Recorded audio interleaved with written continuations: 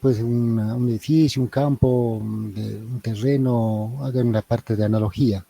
Tenemos, vean la parte de cómo hallar el área de esta figura, recuerden, era base por altura. A lo que es la base, tenemos lo que se llama el bus de control que ingresa para lo que es uno.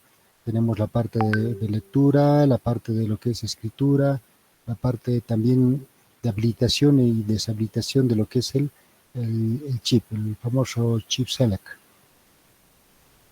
Tenemos de esta manera, generalmente, a veces generalmente están de lógica negada. El bus de datos es por donde ingresa los datos de manera paralela, tanto de entrada como de salida al registro en sí. Es decir, cada uno de estas filas que ustedes ven acá es un registro. Entonces, este conjunto de registros que vamos a tener en la memoria, lo vamos a acceder los datos con este bus denominado bus de datos. Luego tenemos la parte de lo que es el bus de direcciones, que anteriormente no había este dispositivo intermedio que es el decodificador que hemos visto anteriormente también, de direcciones para la parte de acceso a qué registro yo voy a acceder para grabar los datos respectivos o hacer las lecturas respectivas. Tenemos el bus de direcciones que anteriormente, bueno, por lo menos cuando yo era estudiante, como les había indicado, era de un bit el bus de datos y teníamos más o menos, no pasaba de 16 líneas de dirección y era suficiente tener directamente acá del bus de direcciones directo cables que salían del chip a la parte de lo que es la selección del registro respectivo. Pero ahora tenemos mínimo, veíamos el 2114, tiene 1024 direcciones de memoria, es decir, 1024 registros de 4 bits. Por tanto, no es muy factible tener 1024 pines que salgan del chip. Entonces tenemos algo que recuerden bien, este decodificador de direcciones que teníamos N salidas y teníamos 2 a la N, perdón, 2N entradas a las 2N salidas. Entonces, si yo tengo 1024 direcciones en el 2114, que es una de las memorias más pequeñas en el mercado, que son, es decir, su bus de direcciones son 1024, para la parte de lo que es su entrada solo necesito 10 líneas de direcciones y 10 bits. Con estos 10 bits yo tengo tranquilamente la parte de manejo de cualquier línea de dirección que yo necesite en la parte de lo que es la memoria. Hasta acá no se tienen alguna consulta. Hasta acá tienen 4 conceptos, la parte de lo que es bus de direcciones, lo que es el bus de datos, el bus de control y luego del bus de direcciones que está acá es el decodificador de direcciones, lo que es las líneas de dirección. ¿Alguna consulta?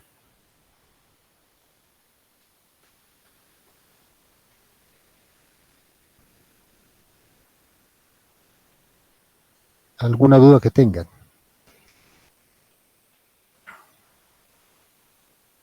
Ninguna. Sigamos entonces. Para hallar la parte de capacidad, como les dije, solamente esto es hallar base por altura. Por ejemplo, en este caso, ¿cuánto sería la capacidad de direccionamiento? En la base tenemos 8 bits y la altura que son también de 8 registros, solamente se hace la multiplicación, que son 8 por 8, 64. Entonces, de esta figura que tenemos acá es 64 bits de capacidad de almacenamiento. Generalmente se les recomienda que hagan el cálculo cuando se les pida en examen o en cualquier otro ejercicio, llévenlo a todo a bits. Obviamente a veces se les pregunta en bytes, en words, en nibles, pero recomendable hacer todo en bits primero. Luego, si se les pide en words el resultado, hacer la división entre 16. Si se les pide en bytes, hacer entre 8. Si se les pide en niveles, hacer la división entre 4. Por ejemplo, ven acá la fórmula de capacidad de almacenamiento. La capacidad de almacenamiento, como ven, y hemos visto que era la base, que es bus de datos, por la altura que era 2 a la n. Y n representaba el bus de direcciones. Hay una excepción a este cambio, a este cálculo que hay que realizar para la parte de capacidad de almacenamiento. Esto nos va a servir para cualquier memoria menos la memoria dinámica. La memoria dinámica es el caso especial para el cálculo de la capacidad de almacenamiento. Tenemos la siguiente fórmula, que es 2 por 2 a la n y multiplicado por el bus de datos. Acá alguna consulta. No sé si se está escuchando.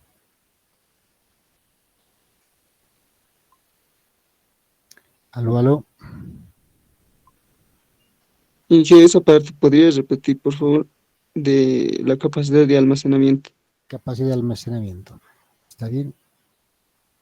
A ver, veamos. Vamos con esta parte del... después con el ejemplo. Recuerden esta parte, ¿sí? Esto es la memoria. Primero tenemos el bus de direcciones, entra un decodificador y tenemos acá la parte de capacidad de direccionamiento, que es 2 a la n. Esta capacidad de almacenamiento está dado por 2 a la n, donde n va a ser las líneas que yo tenga en el bus de direcciones. Entonces la altura de este rectángulo, si quieren verlo así, es 2 a la n. Y la base me dan como datos, siempre me tienen que decir cuánto tengo en el bus de datos, 2 bits, 4 bits, 8 bits, 16 bits, un Word o un Nible. Entonces, como les dije, para calcular el área, ¿qué hacen ustedes? Multiplican base por altura. Es lo mismo es en la fórmula, si se fijan. La parte de capacidad de direccionamiento está dada por 2 a la n, que es la altura. Entonces tenemos aquí 2 a la n. Y por la base multiplicada va a ser toda la capacidad de almacenamiento, que es el bus de datos. No sé si hasta ahí está claro. Solo es multiplicar bus de datos. Si te damos la parte de bus de direcciones, que es n, multiplicamos, hacemos la parte de multiplicación del bus de datos a 2 a la n, que 2 a la n es la capacidad de direccionamiento, a la altura de ese rectángulo. Sí, está bien, Inge, gracias. Es un cálculo pequeño que, que ves acá, es una ecuación de tres variables que en un momento se les puede dar la capacidad de almacenamiento y que deban calcular el bus de datos, o se les da el bus de datos, calcular las líneas de dirección o la capacidad de direccionamiento, pero son tres variables que ustedes sí pueden tranquilamente hacer el despeje. Tal vez el despeje de n no va a ser muy complejo, saben logaritmos o pueden hacer la parte de tanteo, de hacer, saben que n es entero, no puede ser un valor con decimales. Entonces pueden tranquilamente llegar a un valor exacto de lo que se les consulte en ese momento. Aquí hay un ejemplo básico, dice calcular la capacidad de almacenamiento en bytes de una memoria con bus de datos, ya nos están dando aquí el bus de datos que es 8 bits. Entonces ya tengo la base. Y el bus de direccionamiento, que es un nible. ¿Cuánto era un nible? 4 bits. Y como les dije, preferible y recomendable. Si ustedes desean, no hay ningún problema, pero siempre se les recomienda hacerlo todo esto en bits, todo que esté en bits. Un nible para mí son 4 bits, entonces va a ser 2 a la 4 y un byte, que es la parte del bus de direcciones, que es 8 bits, tenemos acá. ¿Sí? Hacemos las operaciones 2 a la 4 por 8, nos sale 128 bits. Y como me pide la parte de almacenamiento en bytes, sé que un byte es 8 bits o hacen una regla de 3, hago la división entre 8 y ya tengo el resultado en bytes de la memoria, de su capacidad de almacenamiento. Creo que en esto no hay mucho problema, eso espero. Una consulta o dudas que tuvieran en este cálculo de la capacidad de almacenamiento.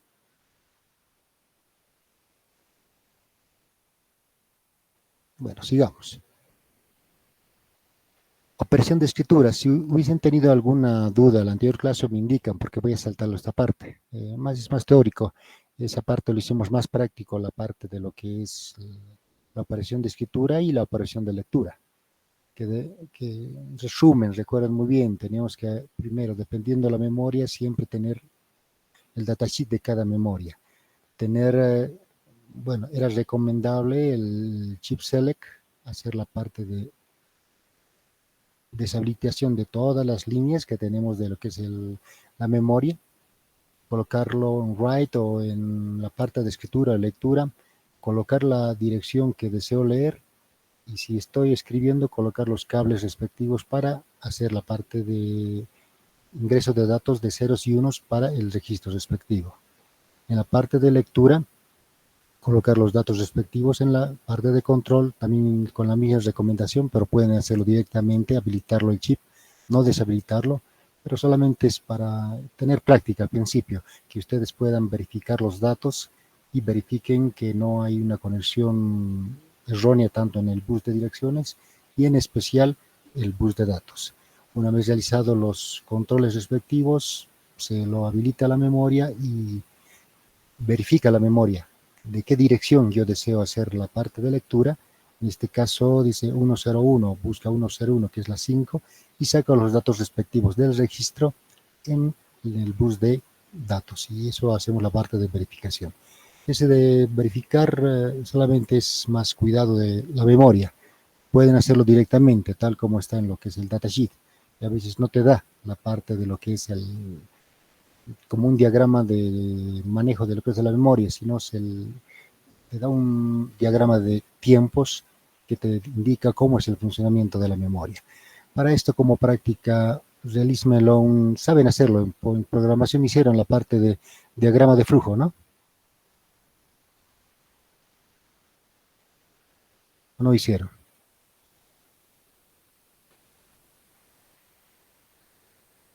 Bueno, si no hicieron, bueno, va a ser más sencillo, pero no hay ningún problema. Esta parte háganlo con un diagrama de flujo de la operación de lectura y escritura de la memoria. Esto como práctica.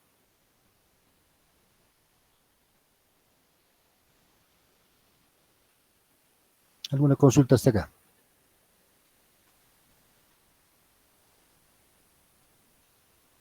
Ninguna. Bueno, sigamos. Vamos a ver ahora, es más teórico esta parte, nos interesa luego la parte de ampliaciones de lo que son bus de datos y direcciones. Es un poco de un pantallazo general de cómo son las memorias o cómo se han originado las memorias. Tenemos lo principal, primeramente la memoria RAM, que es algo que ustedes ya deben conocer siempre cuando hacen la parte de compra de algún equipo, siempre preguntan cuánto de RAM tiene su equipo, sea una laptop, sea su equipo, puede ser un celular, cualquier otro dispositivo que tenga una memoria. Entonces siempre hacen la parte de consulta de la memoria RAM, cuánto tienen en la parte de capacidad. Tenemos lo que es RAM, es lo que es memoria de acceso aleatorio. ¿En qué se diferencia de las otras memorias? Esta memoria de acceso aleatorio indica de que cualquier posición de la memoria, cuando hablamos acá, cualquiera de estas posiciones, sea esta revés, esta no hay problema, desde la 0 o a la 7, yo puedo acceder y hacer la lectura o escritura en el mismo tiempo, sea el 0, sea el 2, sea la posición 5, sea la posición 7, yo puedo realizar cualquiera de las operaciones en el mismo tiempo. Bueno, como ejemplo, es como subir a un ascensor. Te subes al primer piso, al segundo, al tercero o al último piso, en llegar tardarías el mismo tiempo. Entonces sería la analogía más clara de lo que es una memoria de acceso aleatorio. Entonces es una RAM. Tenemos la parte de lo que es acceso en tiempo a un registro dentro de la memoria en el mismo tiempo, sea lectura o escritura. Tenemos dos tipos de RAM, lo que es la RAM estática y la RAM dinámica. Recuerden, esta era la excepción en la parte de cálculo de lo que es la... Adelante.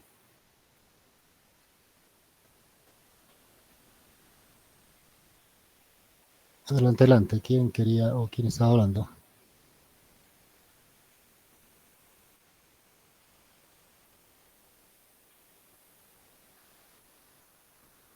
La memoria dinámica es la que teníamos la excepción en lo que es el cálculo de almacenamiento. Recuerden muy bien, esta es la única en este caso.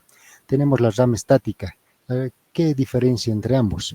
La RAM estática es la que vimos, los famosos flip-flops, sea la que se llama la parte de lo que es el del T, D, JK, pero como dijimos anteriormente, esto es más de tipo D. Todas las memorias son de tipo D, son la esencia básica de su construcción. La parte dinámica, con la diferencia de la estática, esta está en base a capacitores. Entonces tenemos esta que es los flip-flops, la RAM estática, y esta es una RAM dinámica, pero en base a lo que es capacitores o como llaman ustedes, condensadores. A ver, alguien que quiera indicarme, según velocidad, ¿cuál sería más rápida, la estática o la dinámica? Y bueno, ¿por qué? Ya dijimos en qué se basa la construcción de cada uno de ellos. Estos son base a flip-flops que ya hemos visto anteriormente y esto en base a capacitores. A veces se utiliza la parte de capacitancia parásita que está entre base y emisor, donde se carga o un 1 o un 0. Adelante, si alguien quiere. Yo creo que es más rápido sería la dinámica y A ver, una razón básica, sí. una razón básica más o menos porque el capacitor solo descarga y carga, carga y descarga corriente, carga y descarga, nada más, mientras los otros tienen que hacer sus procesos en los flip-flops, por decir, el D tiene dos compuertas NAND, cada una tiene su tiempo de retardo Digamos, de los y 10 eso nanosegundos son sus estándares. En total 20 nanosegundos. Un capacitor, ¿en cuánto tiempo se carga? casi en el mismo, un milisegundos, yo creo. Sí, es más alto la carga y descarga de un capacitor. Recuerda, es un tau que depende de R y C. Entonces, si depende de R y C, es más lenta la dinámica. Ah, sí, sí, sí, sería entonces más Ah, lento. igual, Grupo 7. grupo 7, solo el 7, ¿no? Está solo en el 7. Sí, Entonces, como conversamos con su compañero, razonando y viendo estas características que tienen las memorias, lo que es la RAM estática, como vimos, solo depende del retardo del componente. Cada componente un promedio son 10 nanosegundos, 20, máximo 30 nanosegundos, se va a reflejar, cargar o ver el dato de lo que es un bit. Mientras en una RAM dinámica depende del capacitor, y el capacitor, su carga o descarga depende de un tau. Y este tau, recuerden muy bien, está en función de un R y un C. Entonces es es mucho más lenta de lo que es una memoria dinámica, y la más rápida en este caso sería estática. Y cuando ven características de sus equipos, lo que tienen internamente son esto, dinámica, no las estáticas. Las estáticas se usan especialmente para los cachés. Se han visto en la parte de micro, supongo, han visto la parte eh, estructural interna de lo que es un microprocesador, cómo están los núcleos constituidos, internamente cómo están los cachés de L1, L2, L3. Todos los cachés internos de lo que es un micro son memorias estáticas, por la rapidez en especial. Y habiendo esta parte, como vimos, quién es más rápida, es la estática. Entonces, por esa rapidez misma, la estática es mucho más rápida que lo que es la dinámica. Y en capacidad, alguien quiere intervenir, ¿quién es más, quién tiene más capacidad de almacenamiento, la estática o la dinámica? la estática. Eh, ¿Quién es 7 otra vez Eh, o Luis, qué grupo? 7. 7. ¿Por qué? Debido a que está hecho, en este caso es porque por los flip-flops, Inge, por los registros que puede tener. Cada flip-flop, recuerdo muy bien, está constituido de por lo menos cientos de transistores a mil, dependiendo de la tecnología, miles de transistores. Digamos, tomaremos cientos de transistores, nada más. Por lo menos cada uno de los componentes va a tener unos 100 transistores, ¿de acuerdo?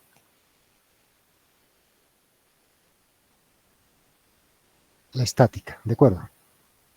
Luis, Sí, Y si tienes dos flip-flops, más o menos unos 200 transistores. Para esta, solo estamos hablando para un bit nada más. ¿De acuerdo? ¿Sí? Sí, En la dinámica es solamente un transistor, es decir, utiliza, o puede ser un capacitor o más fácil del transistor de base emisor, la capacitancia parásita, es decir, con un solo transistor ya puedo grabar un 1 y un 0. Es decir, en la estática necesito por lo menos, estamos hablando a grosso modo, como ejemplo, unos 200 transistores. Aquí un solo transistor para grabar un bit. Entonces, ¿cuál crees que tiene mayor capacidad? Obviamente hablamos en la misma superficie del dispositivo. Una estática que para un bit necesito 200 transistores o una dinámica que para un bit necesito un solo transistor. entonces nuevamente la dinámica, Inge. La dinámica tiene mucha más capacidad que la estática. Entonces, anotaremos esto. Listo. Tu segunda intervención. Tenemos entonces la parte de la estática que en cuestión de capacidad es menor que la dinámica. Por eso también en sus equipos está puesta si ven, la dinámica en sus memorias, en la parte de lo que es memorias de almacenamiento ya masivo, tiene la parte de tecnológica que es la RAM dinámica. Y en costo, ¿quién creen que es un poco, quién es más cara o una más económica respecto a la otra? Que yo creo que la RAM dinámica es la más económica. RAM dinámica. Sí. Grupo, Número 9. solamente es el único en el grupo. No somos tres, Inge. Apellido, Tintaya, ok. Listo, entonces, ¿por qué crees que es más, o más económica o más, en este caso dijiste la dinámica, ¿no? sí. ¿Cuál sería algo, a ver, un argumento para que sea esta memoria más dinámica, más económica? Sería por el uso de los condensadores, ¿no, Inge?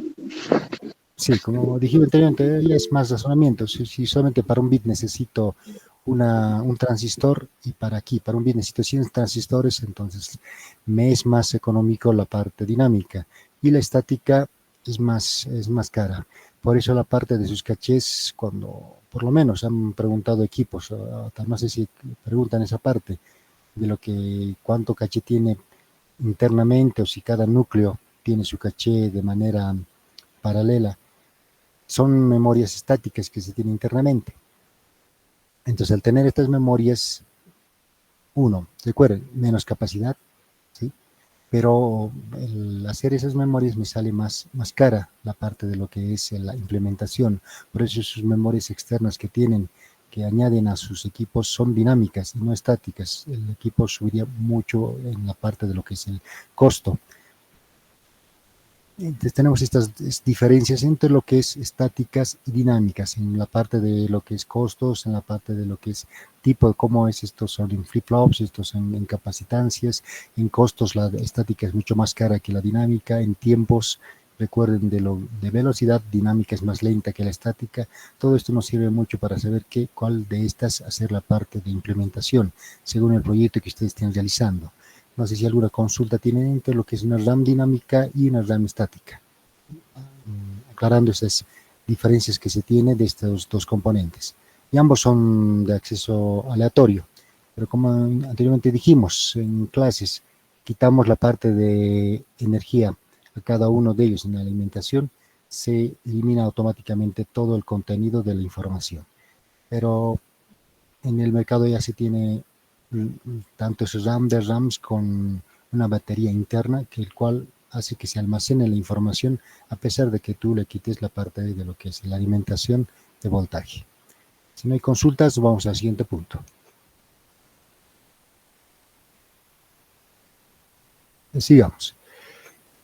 Es como historia, esa parte quiero que lo sepan solamente, que las diferencias tengan en la cabeza qué diferencia hay entre RAM. En este caso ahora vamos a ver la diferencia con una ROM, PROM, EPROM y EPROM. Las primeras memorias y aparte de las RAM que aparecieron en el mercado fueron las ROM. Son las que se graban en fábrica, que era pedido del cliente. Tú tendrías que mandarle la información a las diferentes empresas que fabricaban memorias y ellos hacían en su fabricación, te grababan dicha información en las memorias ROM. Estas solamente son lecturas. En el momento de la fabricación grababan todo lo que es la información que tú solicitabas, entregaban la memoria y tenías los datos grabados sin la posibilidad de cambiar la información que tenías dentro de lo que es la memoria. Y estas memorias ya no son memorias que la cual es tu alimentación y la información desaparece totalmente de la memoria. La información se quedan a pesar de que tú le quites la fuente de alimentación. Pero al hacer proyectos y demás sistemas que tú tienes que implementar, no te sirve mucho tenerlo la información en una memoria en la cual no puedes hacer ningún cambio. Es más o menos esto, hagan una analogía con lo que es, a ver, una imprenta. Recuerden, grabar una memoria ROM es igual como hacerte imprimir un solo libro en la imprenta, te sale carísimo. 10 explica, no te triplica, es mucho más económico hacerse grabar 1000, 10.000 memorias, pero con la misma información.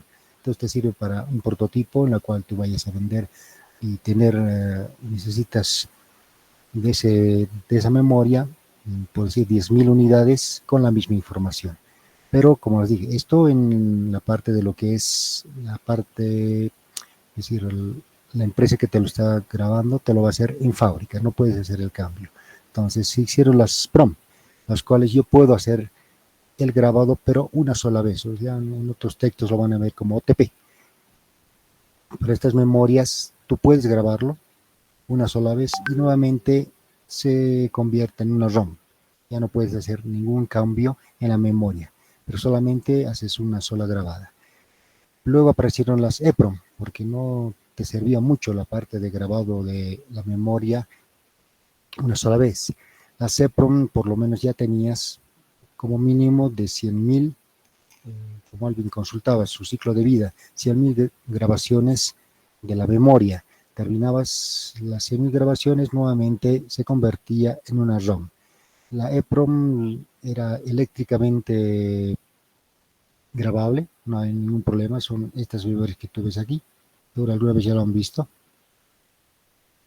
Y tenía un ojito chiquito acá, un ojito de vidrio, en la cual a través del vidrio podías ver la memoria. En sí la memoria es un pedazo pequeñito que ves acá, chiquita.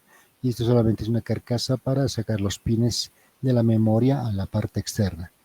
Entonces la memoria era esta. Tú hacías la parte de grabación de manera eléctrica, como a lo que estas memorias han empezado con unos 24 voltios de grabación, luego bajaron hasta 12, pero empezaron 24 y en esas épocas era un poquito difícil hacerse o fabricarse, era un poquito moroso fabricarse una fuente de 24 voltios. Entonces, bueno, una de las dificultades. Otra fue la parte de borrado. Tenían este ojito para la parte de ingreso de la luz ultravioleta. Se borraban con UV.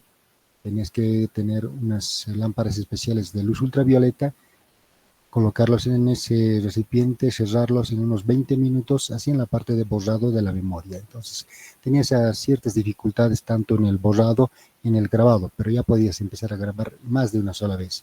Ya empezaron a aparecer las EPROM, que ya podías borrar y grabar la memoria eléctricamente.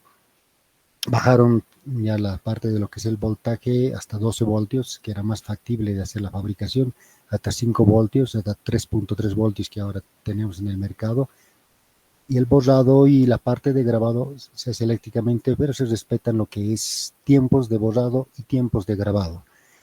Su ciclo de vida de estos están por lo menos de 500.000 para arriba, entonces suficiente para sus personas, para hacer sus proyectos respectivos.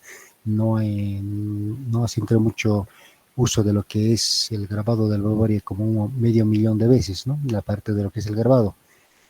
pero tengan en cuenta que los tiempos respétenlos, o si no, como les he indicado, pueden subir el tiempo, pero el ciclo de vida va bajando, ya no de uno en uno, pueden bajar de 100, 200 veces su ciclo de vida de estas memorias.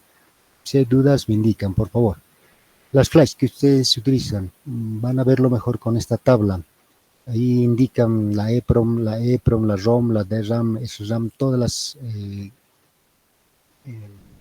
características que tiene positivas y no y negativas que tienen cada una de las memorias, y vean las flash si tienen todo lo que son las características positivas de todas las memorias.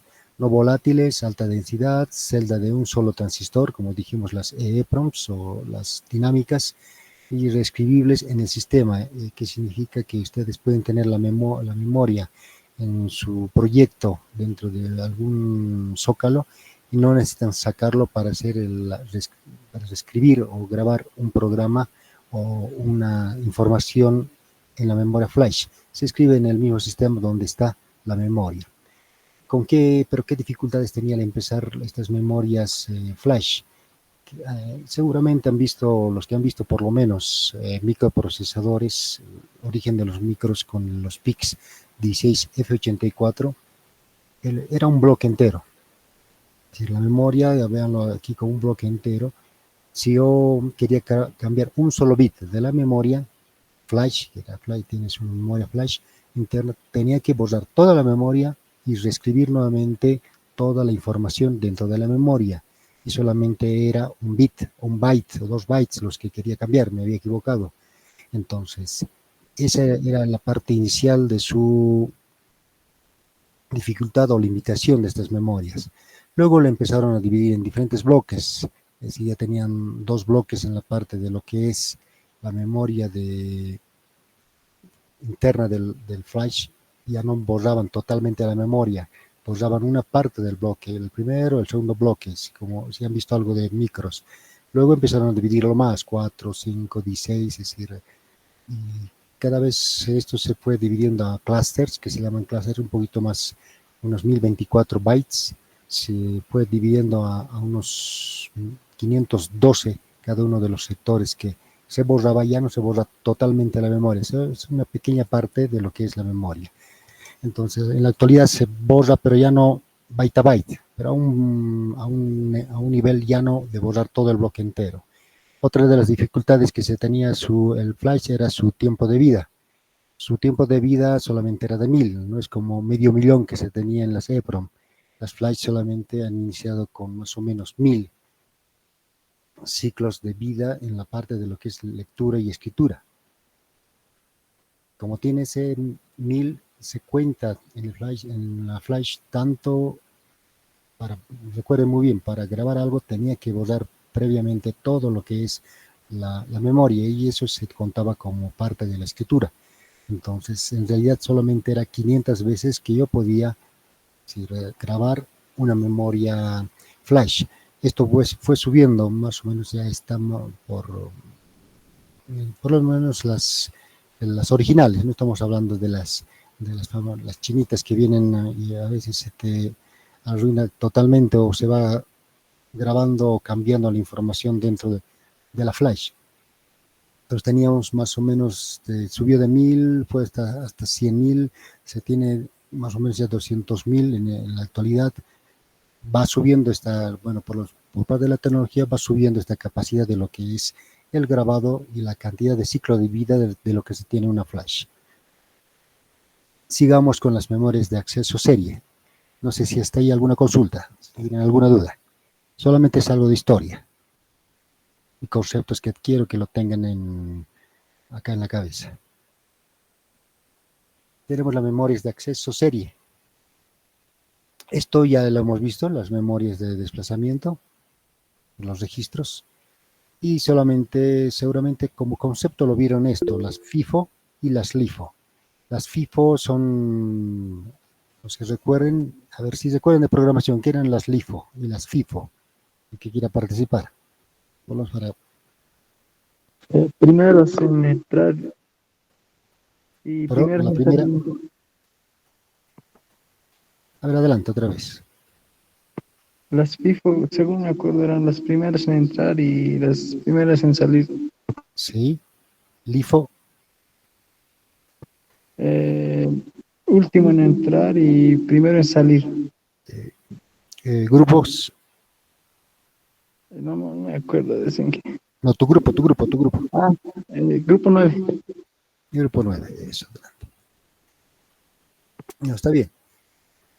Esto más se utiliza en programación y son memorias internas que tienen tus dispositivos para la parte de, puede ser retorno de un programa, guardado de información, que es LIFO es el primero en el dato que ingresa, va a ser el último que ha ingresado, va a ser el primer salir. Vean, como un ascensor con una puerta muy estrecha, como generalmente son los ascensores. Entran todos, el último en entrar siempre va a ser el primero en salir del ascensor. Y el FIFO es el primero que ingresa. Bueno, véanlo como hombres de negro. Tenemos el ascensor que se abría en la parte delantera, ingresaban, y en la parte de atrás se abría, es decir, la parte trasera es la salida de lo que es el ascensor.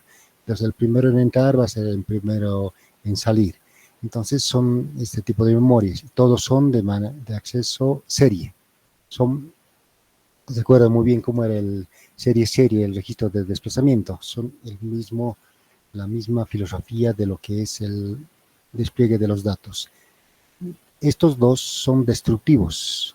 Cada vez que tú lees la información del LIFO o FIFO, el dato se pierde.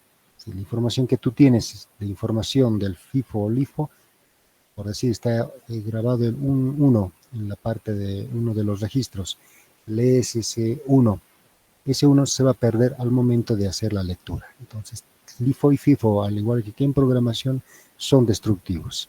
Tenemos luego las memorias asociativas. Alguien que haya visto las memorias asociativas o hayan visto en programación.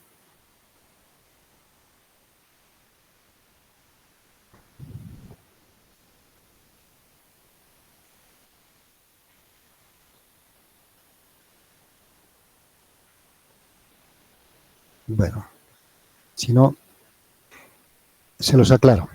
Las memorias asociativas en general, bueno, desde por lo menos terminando por 1975 al 80, los japoneses indicaron que iban a hacer estas memorias de manera, con una investigación de manera masiva, pero hasta el momento no se llega tal cual que es decir, es una memoria asociativa en su concepto general. La memoria asociativa es la memoria que tenemos nosotros. Son las memorias que en un momento, por ejemplo, a ver, alguien que quiera participar, así interactuamos con alguien. Alce la mano el que quiera participar. Solamente vamos a hablar algo sobre el tema. Inge, más o menos es como nosotros, por decir, asociamos a algo que ya conocemos, digamos. Un dato, en este caso esta memoria seguramente asocia un dato nuevo a algo que ya estaba almacenado, algo así. Sí, está en base, una parte de esa información está muy buena. Grupo Número 7. 7. Están aquí 7 y 9. Sí, a ver si hablaremos contigo. Por ejemplo, dijimos, estamos hablando sobre RC232, sobre la parte del bit de paridad. Les he indicado que también hay el I2C, que es el acknowledge. ¿Qué crees que es el acknowledge? ¿En I2C, Inge? Sí, no, sí, en general estamos hablando de qué crees que es el acknowledge. Es decir, ¿está en tu memoria? ¿No está en tu memoria esa información? Mm, Que ya está en la memoria. Sí, pero en tu memoria, sí, en la tuya te estoy hablando, en tu memoria de tu persona. ¿Sabes qué es un acknowledge? No, Digamos, ¿sabes qué es un registro serie? sí. La pregunta sería, y como siempre les pregunto a los japoneses, ¿dónde está grabado? Porque en estas memorias sabemos bien, ¿no? Es decir, decimos, Sí. hemos dado el concepto de bus de direcciones, en qué direccionamiento, es decir, en qué lugar de la memoria se encuentra esa información. Por ejemplo, el registro serie, ¿dónde está grabado? Los registros series en el último. No, Eh, de tu cabeza, ahora sí, no estamos preguntando la materia, estamos más interactuando con tu persona hablando, es decir, esa información, ¿dónde crees que está grabado en tú, es decir, en tu memoria de tu persona? en el último recordatorio, por decirlo así, Pero en la no última sabemos en parte. qué lugar exactamente. No, Y si te digo bórralo, ¿cómo lo borraríamos? meditación y... Meditación. Es decir, meditas y se va la información. Ustedes meditan Sí, mucho, por eso se les va la información, supongo. no, tendría que enfocarme en otra cosa, tal vez, y no hacer eso. Se borra en el tiempo, en nosotros, en nuestro caso, Inge. Con el tiempo ya se va borrando alguna información que, por ejemplo, hayamos obtenido en algún instante de tiempo, ¿no? Claro, sí, sí, tienes mucha razón. Bueno, muchas gracias. Es grupo 7, ¿verdad? Sí, Ok. Listo, como estamos hablando con sus compañeros, entonces, esta memoria asociativa es la memoria que tenemos. Entonces, esa es la memoria que querían replicar con circuitos. Primero, que se grabe automáticamente cuando se les da alguna información como, no sé, la acknowledge es la parte del I2C, en la parte de lo que es, que se llama control de lo que se manda y se manda la información a un dispositivo externo que sea, puede ser un actuador o un sensor, para que me indique si has recibido o no has recibido la información. Entonces, cuando se les indica eso, ustedes han recibido es decir, el concepto de lo que es el acknowledge y lo han grabado como solamente directamente han recibido la información, no se les ha dado pines de control, así chip select, write enable, no se les da ningún tipo de control directamente, se da la información y la información se graba automáticamente. Y cuando se les pide que se les hagan la lectura de esa información, solo se les indica el dato que yo quiero saber si lo tienen o no en la memoria, o en este caso lo consulta a su compañero. Se les da una información y la memoria tiene que indicarte que si lo tiene o no lo tiene. Y a veces no puede saber dónde está, pero ellos por lo menos querían saber y que te indique dónde está dentro de la memoria. Hasta ahí algo han logrado hacerlo, pero realmente a veces es tan un poquito más complejo nuestra memoria que es muy difícil saber dónde está. Son sectores grandes donde se puede indicar que está la información o el proceso de cómo va desde la amígdala va hasta la parte de la corteza y cómo se va distribuyendo en diferentes capas de lo que es el cerebro. Pero la memoria selectiva es esa. No tenemos la parte de darle una dirección para poder grabar la información. Se da la información y la memoria lo graba. Y cuando se le da una información para ver si lo tiene, la memoria te indica si lo tiene o no esa información. Y también, como dijo su compañero, bueno, no es tanto decir que la memoria va a meditar y va a borrar la información. Se puede borrar, pero en este caso es muy difícil la asociativa. Ustedes vean, bueno, a menos que tengan un golpe o pase algún tipo de un accidente, como les había comentado a ustedes, en este tipo de accidentes sí puedes olvidar las cosas que ha sucedido, aunque hubo experimentos en Delaware, donde había doctores que daban la parte de lo que es una memoria asociativa, estaban viendo más, comparando con el cerebro humano, por accidente, estaban haciendo la consulta a diferentes personas que habían tenido traumas muy fuertes. Entonces tenían unos recuerdos las cuales eran muy fuertes para ellos, reproducirlos y decirlos que habían pasado en ese momento y todo el trauma, es decir, era muy compleja. Pero uno de ellos tenía una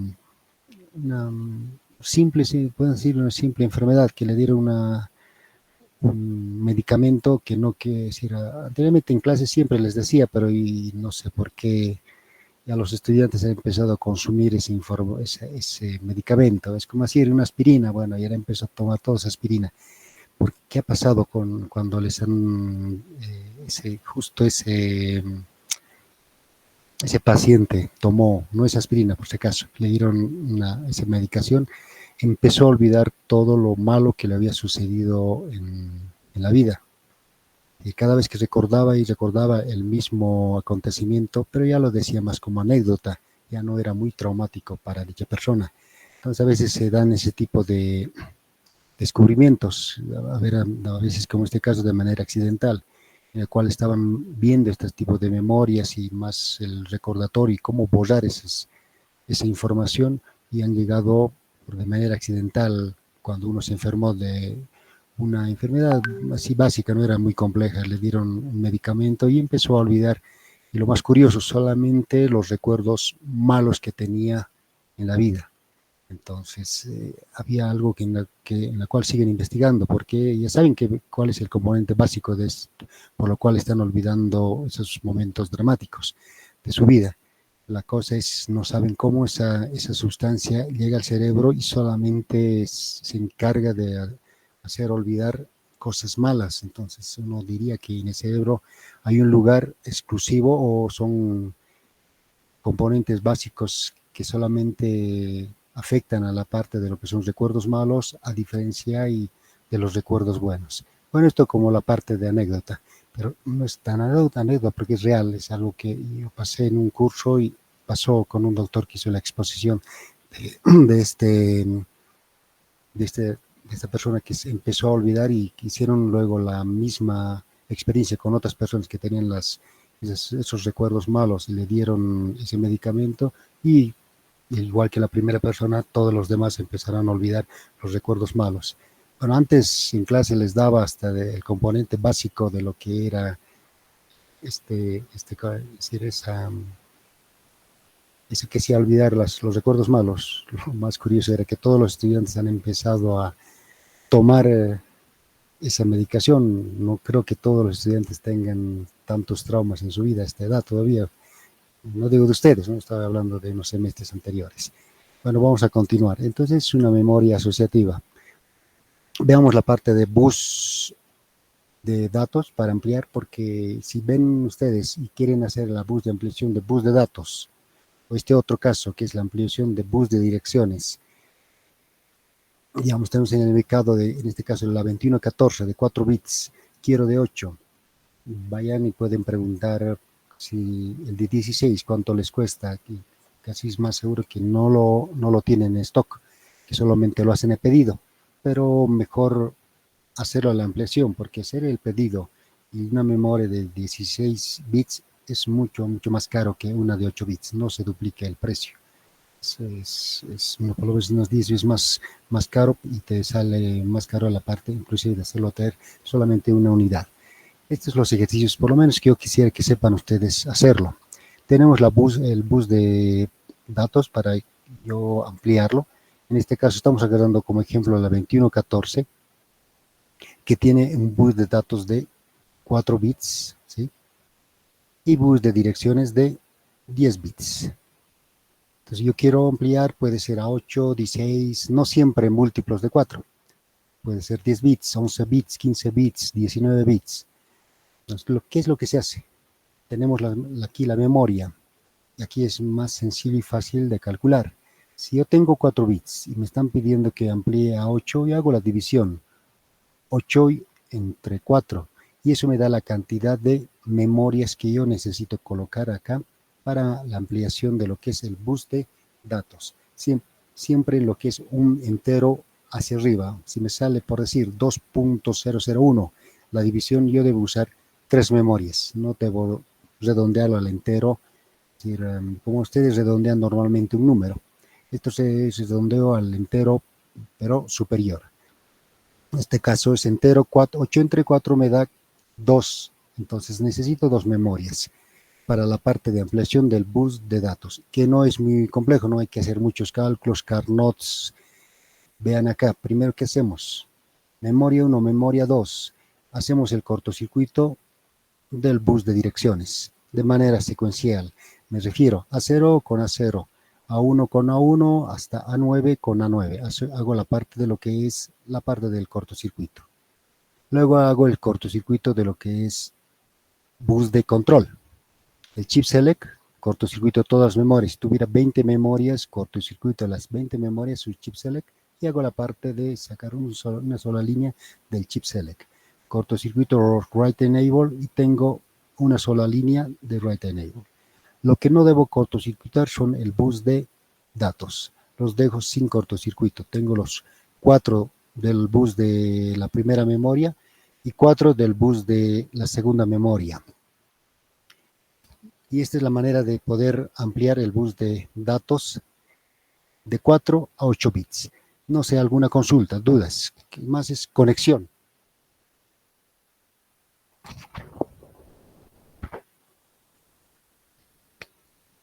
¿Alguna duda o consulta sobre ampliación de bus de datos? A veces este tipo de preguntas es algo sencillo, pero entra también en los exámenes hay cierta complejidad, tal vez en calcular la cantidad de memorias, pero no creo que sea mucho. ¿Alguna duda? Si tienen que ampliar 20, no dibujen las 20 memorias, dibujen la primera y la última, indiquen que la primera memoria es el número 1 y me indican qué número es la última memoria, el número 20. Y yo voy a saber que son 20 memorias en total.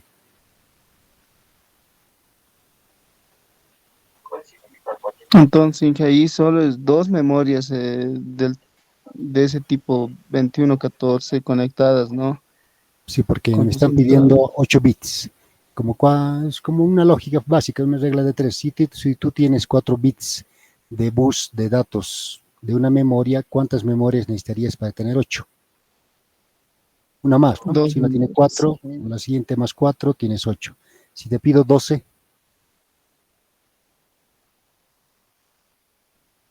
3 memorias serían 3 memorias. Si te pido 13, 4 memorias.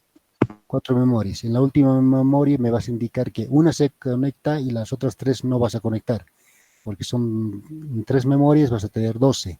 En la cuarta memoria solo vas a utilizar una de las líneas. Es decir, vas a colocar una línea que sí vas a usarlo y las otras 3 que no lo vas a usar, ¿no? Es decir, esta va a ser no conexión.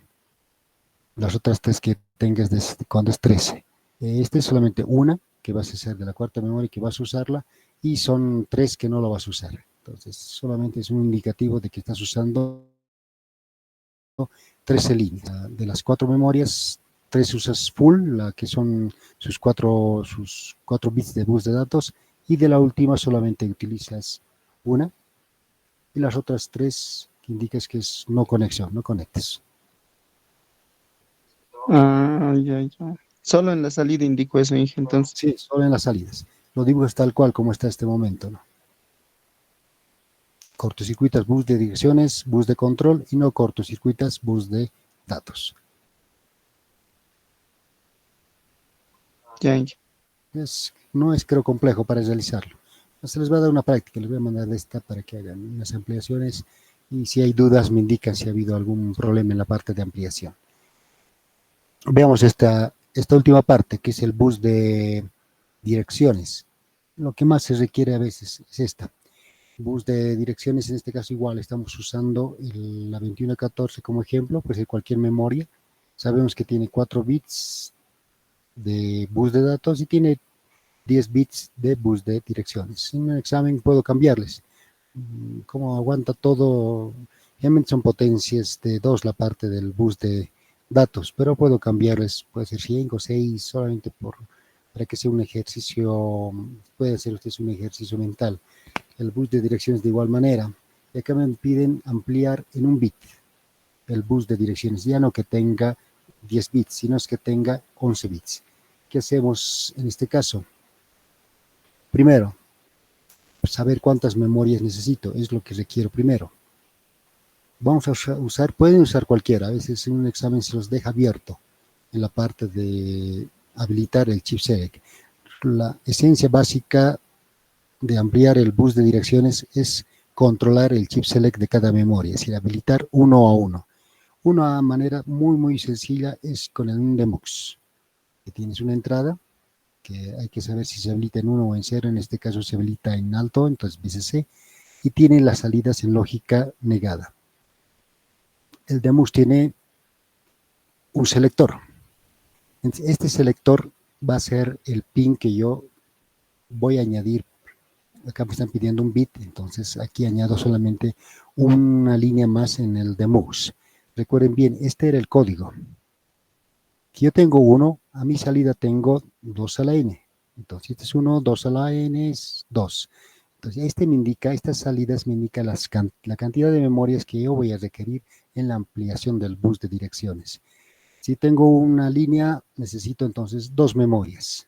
Si necesito 2 líneas acá, 2 líneas más, voy a tener 4 salidas, necesito 4 memorias para ampliación del bus de direcciones.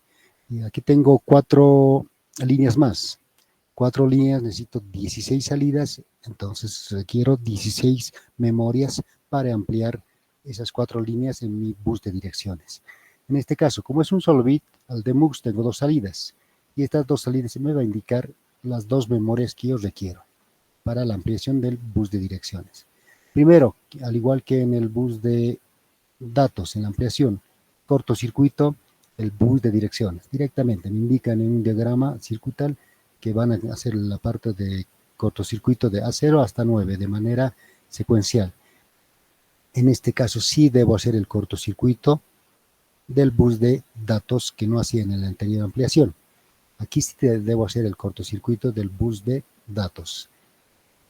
Lo que acá dejo suelto es el chip select. Solo eso es lo que voy a dejar suelto. Lo demás, si yo tengo write enable, hago el cortocircuito y saco solamente una línea. Algunas memorias tienen el output enable. ¿Sí?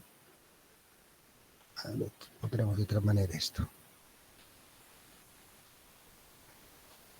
El output enable, y esta oportunidad puede ser con lógica negada o directa, o puede tener 1, 2, 3, 4.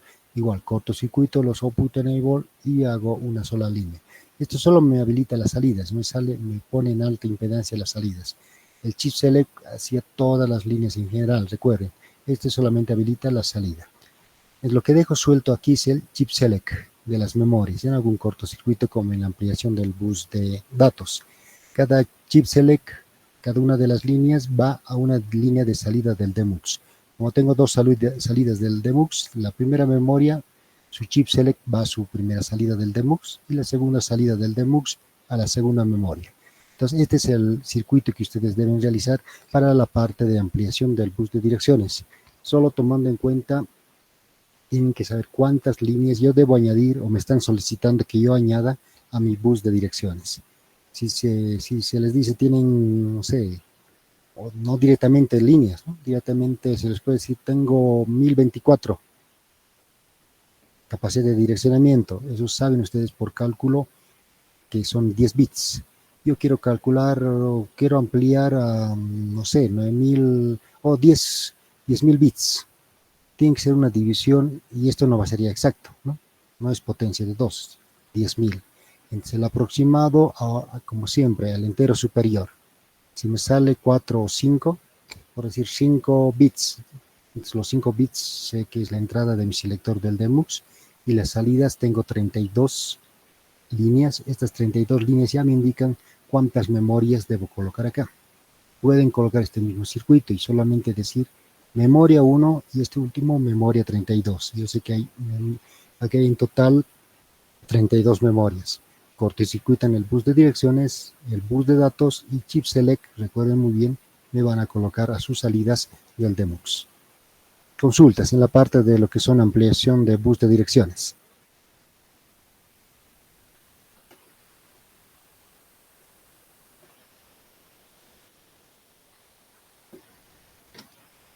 Dudas o consultas que tengan.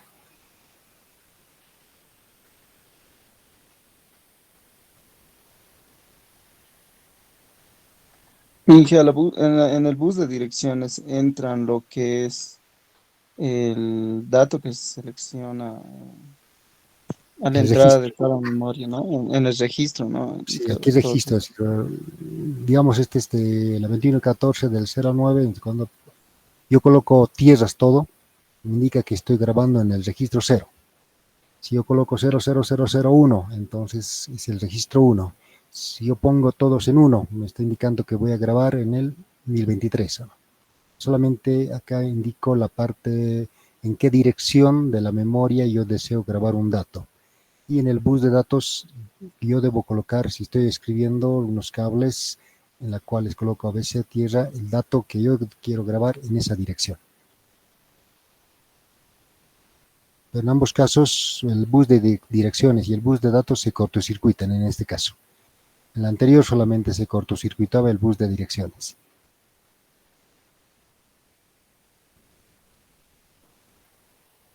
¿Alguna consulta?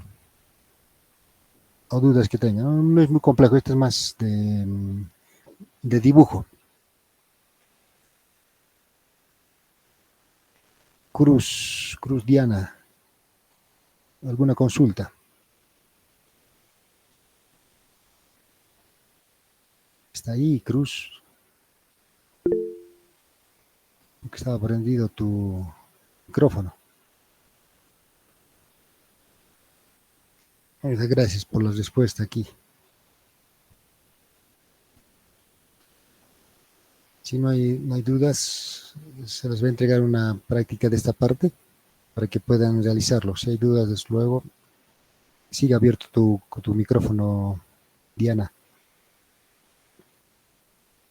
Si hay alguna duda, me indican cuando vayan a realizar la práctica respectiva. Si no, quedaríamos hasta acá para que puedan ustedes realizar sus actividades. No se tienen otra clase luego de esta. Si no hay más dudas, la siguiente continuamos con los siguiente tema que viene a esto de las memorias. Inge, entonces ahí como lo está ampliando a 11 11 bits. a 11 buses de direcciones, A 11 entonces bits. tendría, A 11 bits. Vamos a tener bien claro por ahí, me dicen a 11 buses de dirección. Es uno solo el bus de dirección. Y ese bus de dirección estamos ampliando a 11 bits.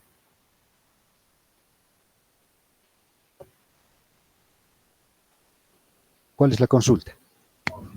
entonces tendría 11 registros la memoria, ¿no? No, tendría 2 a la n registros. Es decir, 2 a la 11. 2048. Ah, sí, sí. Tienes que, recuerden, iremos hacia atrás un poquito. Esto era n, ¿sí? Y esto era los registros, 2 a la n. Entonces, si esto era 10, 2 a la n era 1024 de la 2114. Si yo he ampliado a 11, esto es 11, la capacidad de direccionamiento o los registros, como tú lo has indicado, sería 2 a la 11, que sería 2048. Ah, ya. Ya, Inge, está bien, gracias. Recuerden esa parte porque es muy primordial a veces en los exámenes, porque a veces se confunde bus de direcciones con capacidad de direccionamiento o la cantidad de registros que se tiene. Entonces la diferencia es, esto es n si es 10, este es 2 a la n. O a veces se les da 2 a la n si la capacidad de direccionamiento, si la cantidad de registros. Puedo darte esta cantidad y tú tienes que sacar cuánto es n. Esto puedo indicarte que es, no sé, 65.536. Entonces de ahí tú tienes que saber cuánto es n. Si tú vas a decir, eso es 16, entonces es un cálculo mental que tienen que hacer en el examen. Más que todo, saber potencias de 2, ¿no? Es lo que es más importante. No sé si está claro esa parte. Sí, ahora sí. Ya está bien, vean esa parte, entonces muy bien. No confundir bus de direcciones con capacidad de direccionamiento, que es muy diferente. Y acá, recuerden muy bien esta parte de lo que es el selector del DEMUX, me da la cantidad de memorias que yo requiero para la ampliación del bus de direcciones. Como le dije, este es opcional también, ¿no? Pero es solamente una sugerencia que pueden usar DEMUX. Por eso en un examen solamente se ha indicado amplíe bus de direcciones. Y tienen cualquier DEMUX, MSI, lo que ustedes quieran, y ustedes pueden usar cualquier dispositivo MSI que se ha llevado y hacer la ampliación respectiva de la memoria. No siempre usando un DEMUX, pero por lo menos es recomendable esta parte porque es la manera más sencilla y fácil de hacer la ampliación y te da una manera más fácil de cálculo de la cantidad de memorias que requieres para la ampliación del bus de direcciones. Si no hay más consultas, quedaríamos hasta acá. Y vamos a ver, esperamos que algunos de ustedes tenían alguna consulta del examen de ayer. Muchos no pusieron muchos datos. Se les ha pedido siempre que estén sus datos completos en el examen o por lo menos en el archivo. Y esperemos que todo esté muy bien. Se ha dado casi lo que se pasado ya me se ha dado lo que está en clase, en las prácticas, y en especial las preguntas fue lo que se dio como repaso en el mismo curso, ¿no? Que estaba ahí, solamente que era la respuesta, claro, que tenía que ser una misma compuerta en el desarrollo de lo que es el circuito. Vamos a revisar y la siguiente vemos o esperemos que sea la parte presencial para que puedan revisar sus exámenes, aunque lo tienen ustedes, ¿no? Y guárdenlo muy bien porque me tienen que entregar firmado sus exámenes, ¿de acuerdo? No lo van a ver que no lo hayan roto o perdido su examen. Si no hay más, nos veríamos la siguiente clase.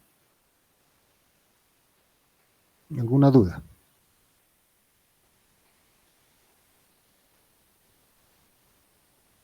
Bueno. Sí, Luis. Sí. En esa parte donde sale ya la información de las memorias, en esa flechita, ¿cómo lo está cortocircuitando? Digamos, cada memoria tiene 4 salidas, dice. Salida con salida lo está cortocircuitando. Se ve, ¿no? Sí, Aquí. cada memoria tiene 4 salidas, entonces el Salidas. cortocircuito. Entonces, al igual que las entradas, que era A0 con A0, A1 con A1 de manera secuencial, de igual manera tiene que ser el circuito, el cortocircuito en la memoria. Si está enumerado IO0, es con el IO0 de las otras demás memorias, tienes que ser el cortocircuito. El IO2 con los IO2 de las demás memorias, y el IO3 con las demás memorias, es decir, de manera secuencial tiene que ser el circuito, no aleatoriamente. El primero con el primero de todas, el segundo con el segundo de todas, el tercero con el tercero de todas, y así sucesivamente. Ah, ya. Está bien, Inge, gracias por Y la tienen que ver aclaración. que esté conectado muy bien. Siempre deshabiliten el chip, con el chip Select a todas las memorias, porque a veces al cortocircuitar las salidas puede quemarse, ¿no? Si está mal conectado. En este caso estamos haciendo el cortocircuito justamente en las salidas. Siempre hay que tener cuidado. Claro, hacer en hoja no va a haber mucho problema, pero al hacer la implementación aquí sí hay que tener mucho cuidado que sí esté muy bien conectado esta parte del cortocircuito, en especial en las salidas. Si en las entradas hay problemas, va a haber problemas de grabado. Se va a grabar en diferentes lugares. Mientras en este caso, si hay un pequeño problema, se puede quemar el dispositivo, una o todas las memorias. ¿Alguna consulta más? Bueno, se captura por lo menos a ustedes los que están acá presentes. Espero que estén todos. Sí, sí, entendido. Ya, muy bien, entonces póngame por lo menos una carácter, un hola, algo para todos registrarlos acá, los que están presentes. Y terminamos la clase.